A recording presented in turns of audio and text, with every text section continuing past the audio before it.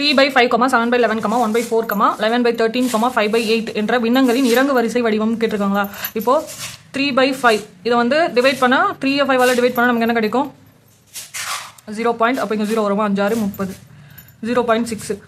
அதே மாதிரி 7 11 டிவைட் பண்ணோம், 11 7 டிவைட் பண்ணால் 0 பாயிண்ட். அப்போ இங்கே 0 ஆட் ஆகும். 11 6 66, மீதி 4 இருக்குமா, ஒரு 0. அப்போ 11 3 33, ஒரு 7, திரும்பவும் 0. 11 6 டெசிமலுக்கு அப்புறம் 3 டிஜிட் இருந்தால் போதும். அப்போது 0 பாயிண்ட்க்கு அப்புறம் 3 டிஜிட் இருந்தால் போதுமா, 3636.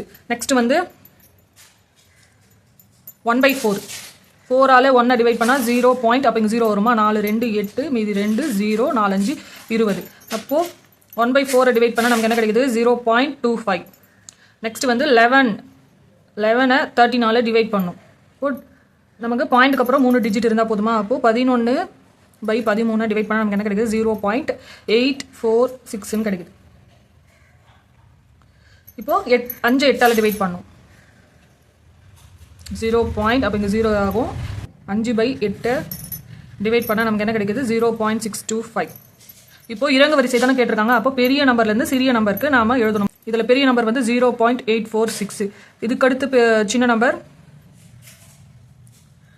0.636, இதுக்கடுத்து சின்னது 0.25, இதுக்கடுத்து சின்ன நம்பர் 0.6, அதுக்கடுத்து சின்னது 0.25. இப்போ 0.846ன்றது வந்து 11/13 கிரேட்டர் தென் 0.636 வந்து 7/11 கிரேட்டர் தென் 0.625 5/8 கிரேட்டர் தென் 0.6 வந்து 3/5 கிரேட்டர் தென் 0.25 வந்து 1/4. அப்போ இதுக்கான ஆன்சர் வந்து ஆப்ஷன் சி.